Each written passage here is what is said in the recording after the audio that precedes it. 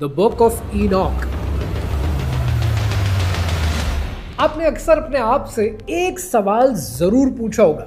आपने अपने आप से ये पूछा होगा कि ऐसा क्या होता है कि वेस्टर्न पावर्स और एलीट का तो एजेंडा इस दुनिया में अमल पैरा हो जाता है, लेकिन मुसलमानों की नहीं सुनी जाती, उनके लीडर्स की नहीं सुनी जाती। आप ओआईसी की लाहौर की मीटिंग उठाकर देख लें, जितने लीडर थे एक एक करके सबको खत्म किया गया।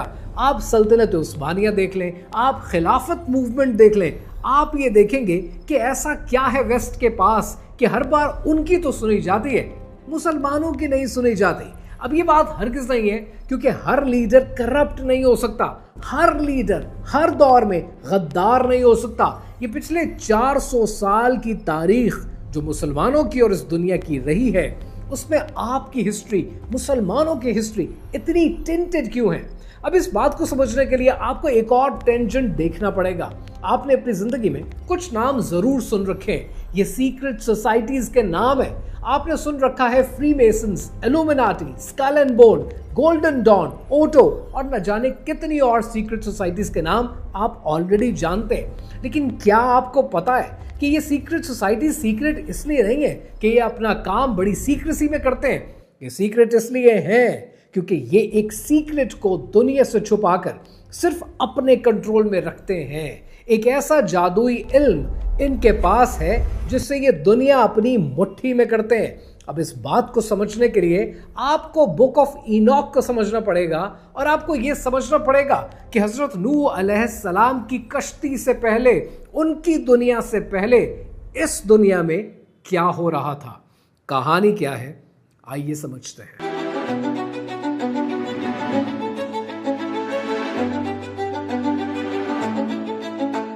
आज से 2500 साल पहले एक किताब लिखी जाती है, और इस किताब का नाम है द बुक ऑफ ईनॉक। ये एक ऐसी किताब है कि जिसको ज्यूज अपने एंशिएंट ज्यूज की एपोकलिप्टिक रिलीजियस टेक्स्ट मानते हैं। इस किताब में अजीबो गरीब बातें, इस किताब में जिक्र है एंजल्स का, डीमंस का, नेफिलिम का और मसीहा के वापस आने का, और मसीहा के 1000 साल हुक्मरानी करने का। ये एक ऐसी किताब है कि जब ये किताब ज्यूज के चर्चेस में, उनके साइनागॉग्स में पढ़ाई गई, तो उन्होंने कहा कि हम इसको आसमानी सहीफा मानने से इनकार करते हैं। जब ये किताब क्रिश्चियन चर्चेस में दी गई, तब उन्होंने भी इसे आसमानी सहीफा मानने से इनकार कर दिया। और ये बात मैं आपको बता रहा हूं 1000 साल पहले की, तो हजारों साल पहले उन्होंने इसको किताब मानने से, आसमानी किताब मानने से इनकार कर दिया। और हम भी आज इसे आसमानी किताब नहीं मान सकते। लेकिन इस किताब का जो नाम है द बुक ऑफ ईनॉक, वो बड़ा इंटरेस्टिंग है। इंटरेस्टिंग इसलिए कि ईनॉक अंग्रेजी में इदरीस अलैहिस्सलाम को कहते हैं, और हम जानते हैं कि हजरत इदरीस अलैहिस्सलाम अल्लाह के पसंदीदा लोगों में शुमार होते थे, और उनके बारे में अल्लाह सुब्हानहू तआला ने कुरान पाक में इरशाद फरमाया है, और किताब में इदरीस का भी जिक्र करो, वो भी निहायत सच्चे नबी थे और हमने उनको ऊंची जगह उठा लिया है। अब ये बुक ऑफ ईनॉक यानी हजरत इदरीस अलैहिस्सलाम से मुनासबत रखती है, और हजरत इदरीस अलैहिस्सलाम के बाद नबियों में आपको हजरत नूह अलैहिस्सलाम का नाम मिलता है। यानी ये जानना जरूरी है कि इस किताब में ऐसा क्या लिखा है कि आज उसको क्रिश्चियन चर्चेस भी और जूडाइज्म के चर्चेस भी किताब मानने को, आसमानी किताब मानने को तैयार नहीं है। लेकिन आज ये किताब एलीट्स के लिए इतनी जरूरी क्यों हो गई? बुक ऑफ ईनॉक की कहानी अगर आप पढ़ेंगे तो लिटरली आपकी आंखें फटी की फटी रह जाएंगी। आप सोचेंगे कि ये मैं पढ़ क्या रहा हूं। ये किताब 2500 साल पहले लिखी गई, यानी हजरत ईसा अलैहिस्सलाम के दौर से पहले। आप जब ये किताब पढ़ेंगे आपको लगेगा आप कोई साई-फाई मूवी देख रहे हैं। आप ये इमेजिन करेंगे कि आज से 2500 साल पहले क्या लोग इस तरह की इमेजिनेशन भी रख सकते थे? लेकिन लिखने वालों ने ये चीज किताब में लिखी है। लेकिन उससे पहले कि मैं किताब की कहानी का जिक्र आपसे करूं, तफसीर इब्ने कसीर के मुताबिक हजरत इदरीस अलैहिस्सलाम इस दुनिया के वो पहले इंसान थे जिन्हें रब्बे ताला ने कलम से लिखना सिखाया था, उन्हें सितारों का इल्म दिया था, और वो एक रब की तरफ लोगों को बुलाते थे। अब जरा आप तारीख उठाकर देखें तो आपको तारीख में हजरत आदम अलैहिस्सलाम के बाद उनके बेटों का जिक्र मिलता है। यानी तब का इंसान ऑलरेडी एक रब की इबादत करता था। तफसीर इब्ने कसीर के मुताबिक हजरत इदरीस अलैहिस्सलाम वो पहले नबी थे शायद, कि जिनके दौर में शिर्क कॉमन होना शुरू हो चुका था, जिस वजह से अल्लाह सुब्हानहू तआला ने अपने नबी को भेजा, हजरत इदरीस अलैहिस्सलाम को भेजा और शिर्क का यहां से आगाज हुआ। तो यहां ये जानना बहुत जरूरी है कि ये लोग करते क्या थे, जो इनकी कौम थी, ये इनके लोग थे, या उस दौर का इंसान क्या करता था कि अल्लाह सुब्हानहू तआला को एक नबी को भेजना पड़ा। बुक ऑफ इनॉक जो बातें करती है बड़ी हैरान कुन बातें। बुक ऑफ इनॉक ये कहती है कि 200 के करीब एंजल्स ऐसे थे जिन्होंने बगावत का फैसला किया और आसमान से उतरकर जमीन पर आए। जहां ये जमीन पर आए माउंट हरमोन की तरफ। ये माउंट हरमोन एक ऐसा पहाड़ है जो सीरिया, इसराइल और लेबनान के बीच में है और तकरीबन 9000 फुट बुलंद है। इस मकाम पर ये 200 एंजल्स आए।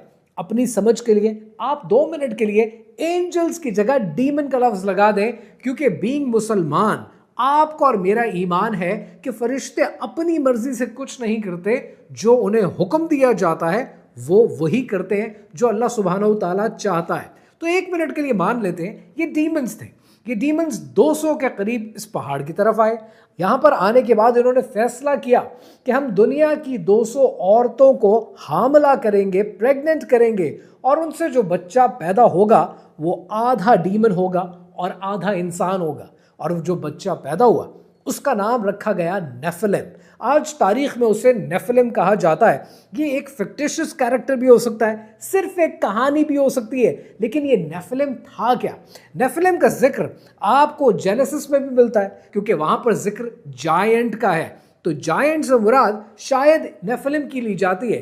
नेफिलिम साइज में इंसानों से कई गुना ज्यादा बड़ा था, ताकत में इंसान से ज्यादा बड़ा था, और डीमंस ने नेफिलिम के जरिए इंसानों को वो इल्म दिया, वो चीजें सिखाई जो शायद इंसान के लिए सीखनी जरूरी नहीं थी। बुक ऑफ इनॉक कहती है कि नेफिलिम ने इंसानों को हथियार बनाने सिखाए, औरतों को मेकअप करना सिखाया, इंसानों को जादू करना, कबाला और काला इल्म सिखाया। इन्होंने इंसानों को एडल्ट्री सिखाई, यानी बुतों को बनाना, बुतों को पूजना सिखाया। हर वो चीज जिसको आज आप डेविलिश समझते हैं, ये इंसानों को सिखाई। बहुत से क्रिटिक्स कहते हैं कि शायद ये कहानी अपनी जगह कुछ न कुछ सदाकत रखती है।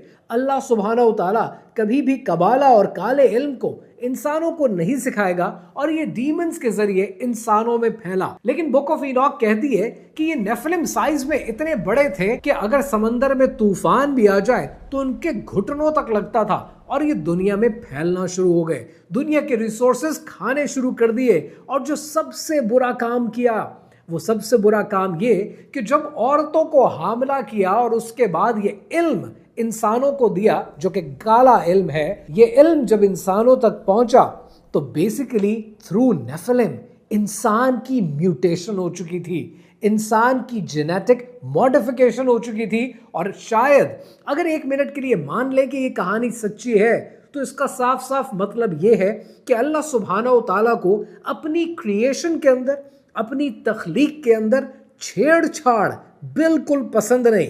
तो फिर नेचुरली एक सवाल पैदा होता है। वो सवाल ये पैदा होता है कि आज जो काम हम mRNA वैक्सीन्स के जरिए, जीन मॉडिफिकेशन के जरिए, DNA मॉडिफिकेशन के जरिए करने की कोशिशें कर रहे हैं, क्या हम कुदरत की तख्लीक के साथ छेड़छाड़ नहीं कर रहे? बुक ऑफ इनॉक में बहुत सी चीजें आपको ऐसी मिलती हैं जिसको आप आज के दौर की नॉलेज के साथ मिक्स करके पढ़ें तो आपको साफ लगेगा कि ये जीन मॉडिफिकेशन है, ये म्यूटेशन है। बुक ऑफ इनॉक जिक्र करती है कि नेफिलिम ने इतने बड़े बड़े दरख्त उगाए कि जो पहले आसमान को छूना शुरू हो गए, बादलों को क्रॉस कर गए।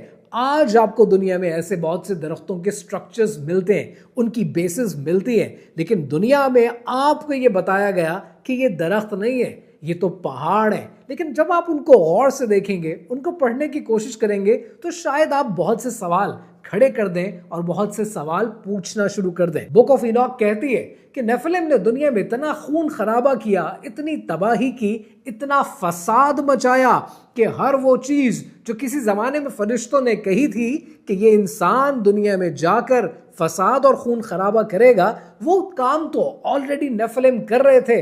इतना गंद दुनिया में मच चुका था कि उसको साफ करना बहुत जरूरी था। तो अल्लाह ताला के हुक्म से हजरत नूह अलैहिस्सलाम ने अपनी कश्ती बनाई, दुनिया में तूफान आया और सब कुछ वाइप आउट हो गया।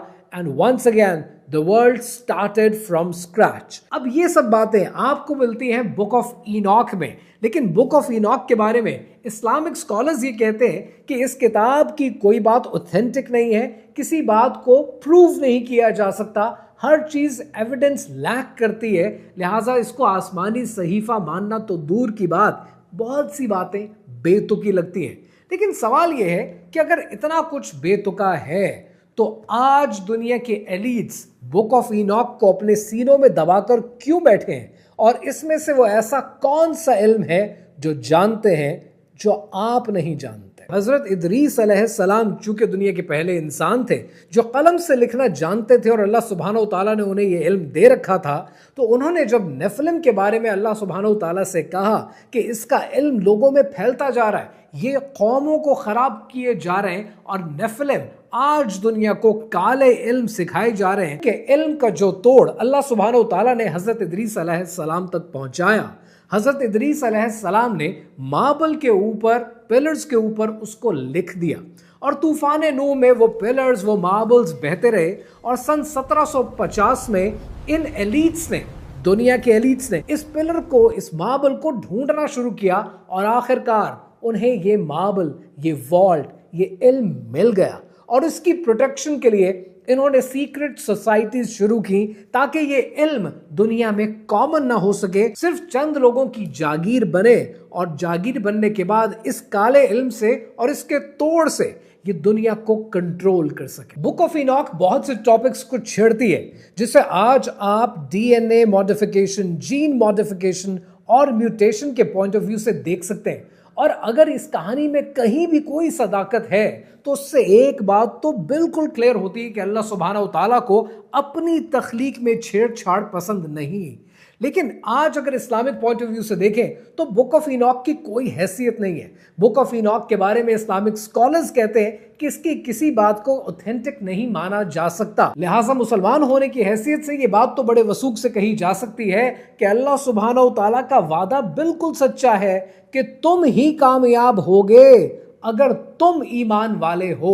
लेकिन अगर ये कहानी आपने अब तक यहां तक सुनी है तो एक सवाल तो नेचुरली बनता है कि मान लीजिए कि हजरत इदरीस अलैहिस्सलाम के दौर में ये शिर्क कॉमन होना शुरू हुआ, तारीख अपना रुख बदलती रही। हजरत आदम अलैहिस्सलाम और उनके बेटों के दौर में एक रब की इबादत की जाती थी, लेकिन फिर तूफान नूह के बाद हजरत इब्राहीम अलैहिस्सलाम के दौर में इंसान एक रब की इबादत से शिर्क, और शिर्क के बाद इस लेवल तक कैसे पहुंचा कि नमरूद ने खुदाई का दावा कर दिया। अगर ये सारा इल्म हजरत नूह अलैहिस्सलाम के तूफान के बाद जो पूरी दुनिया में आया तबाह बर्बाद हो गया था, तो फिर नमरूद के पास ये इल्म कैसे पहुंचा? ये सवाल पूछने जरूरी है ताकि आपको समझ में आए कि आज जो आपके साथ खिलवाड़ दुनिया के एलीट्स करते हैं उसका आगाज कहां से हुआ।